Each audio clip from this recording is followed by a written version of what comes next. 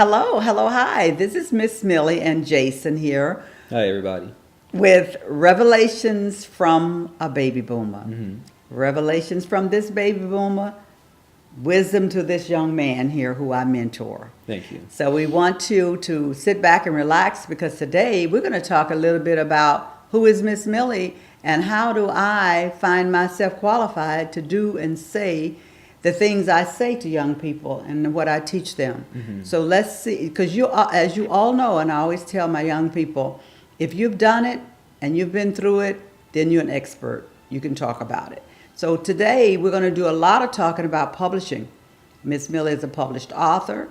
And what else am I? You're also a publisher And what else? and a public speaker. Oh, that's Miss Millie. So today we are going to talk about publishing, and we're going to show you a little bit of my work so you could see that I am qualified to do what I do, and I am who I am, Miss Millie.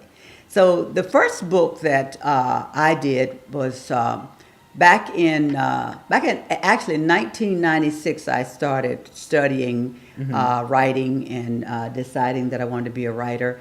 I also wanted to be an actress. I went into acting school. I went to acting school with some of the big stars. They're stars now. We'll talk about that another time.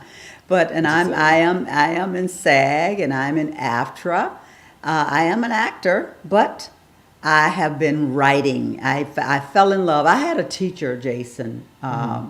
His name is Peter, and I'm going to send Peter a clip of this. Peter Ellingstein, and I loved his class. As a matter of fact, a lot of big-time stars was in his class. Okay. And I just love Peter. And Peter said to me something that I don't even know if Peter realized how profound his words were to me when he said this. He says, Millie, after getting to know you, there is so much deep, dark, painful things that happen in your life because he got to know me. He said, if you write, you're acting and you've lived that, that's why you can really do a lot of things because you've lived it. And he said, writing what you feel can get you what you really want. If you really want to be an actor, become a writer and let some of that passion and that pain and all of that darkness and light, whatever it is in your life, come out on paper. He said, you'll be great at what you do. It was just that all of his words to me meant that I needed to find my passion and do what I'm passionate about, and it was writing. I wanted to be an actor, but I think writing and publishing and mentoring and helping others is my biggest passion. I would say that's I can see that very clearly. And I know it is true because I could have really went into that because he had good classes and just really met people, and because I'm like I said, I'm a member of SAG and AFTRA. I could have really gotten out there, but guess what? I couldn't read. I think that was one of the things that deterred me too from going into it, because a lot of people out there don't know to become an actor, you have to know how to read very well. Yeah. Like you'd be a great actor if you wanted to be Thank you. one because you're a very good reader. Thank you. And I had to learn how to read. I found I was illiterate and couldn't read. So then I just thank Peter because he set the tone for me to better myself, for me to go out and do the things I needed to do to get to where I want to go. Right. And so I just wanted to say that about Peter. And so what I did was I started in 1996 learning how to read. I found a wonderful, wonderful friend who was a master degree in English and writing and reading, and she was a teacher, and she just took me under her wings like I'm doing you. And I'm telling you, day by day, she and I read, and she all but started me with phonics all over. Okay. And so when we finished, I decided that I wanted to write a story about my family, and I'd been having those nightmares and dreams, sort of like the book that I'm writing now with the lady having them nightmares. Yeah. Well, mine were real, and I started writing about it. And from that became this book right here, Secrets Uncovered, J. Edgar Hoover, The Relative. Yeah. Now, this is the third edition because the first books were Secrets Uncovered, J. Edgar Hoover, Passing for White. And we did 2 editions with that, and then the third edition.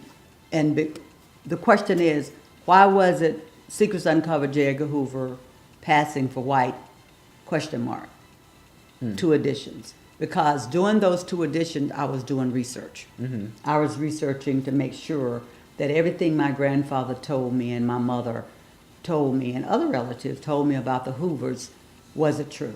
Right. So I did all that research to make sure that that was true. And so this book right here, coming out the third edition, Secrets Uncovered, J. Edgar Hoover, The Relative, sealed the deal. And I think that a lot of it was because of this guy. Let me have those. This guy right here. I want to show his book off to you, Jason. M. Wesley Swearingen.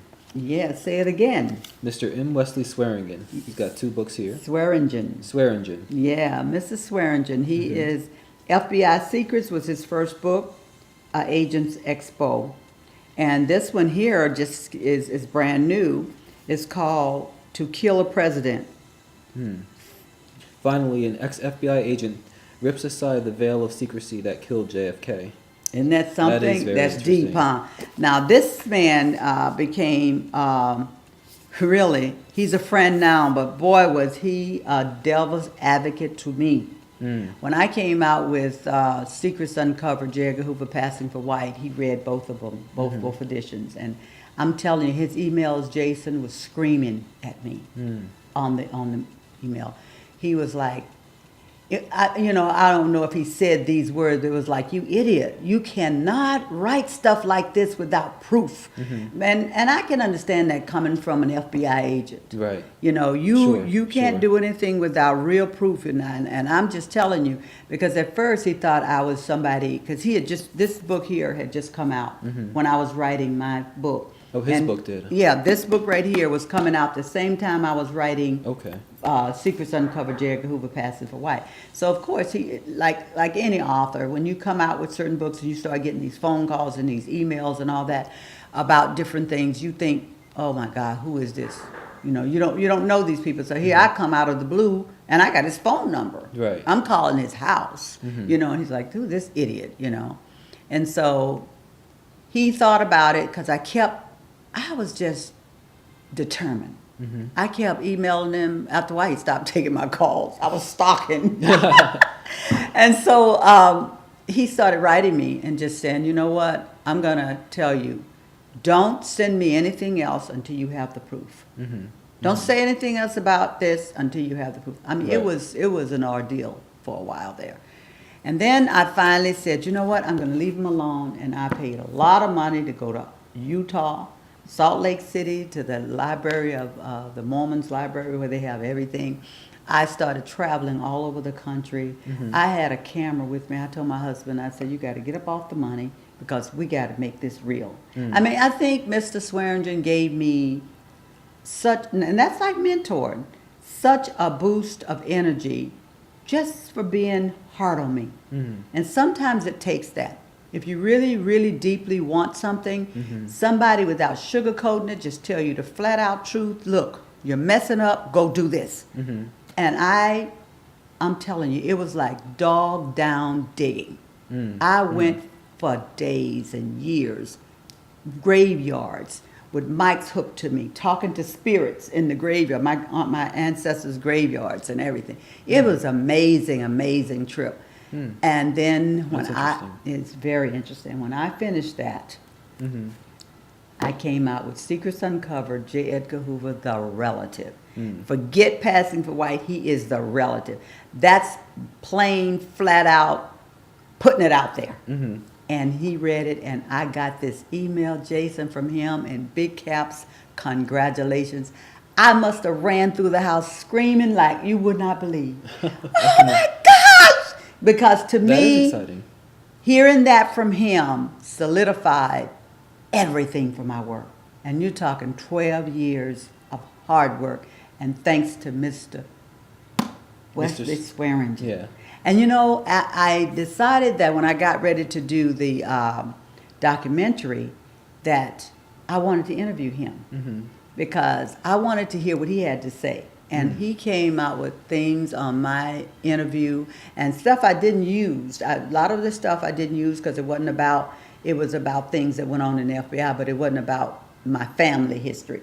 I knew better than to put all of that in there, and that's some good stuff that somebody could use when he does his life history or whatever we decide to do with it. But I own the rights to it, so I'm just really happy that he is now my friend. Yeah. And he just came out with his book, this one here.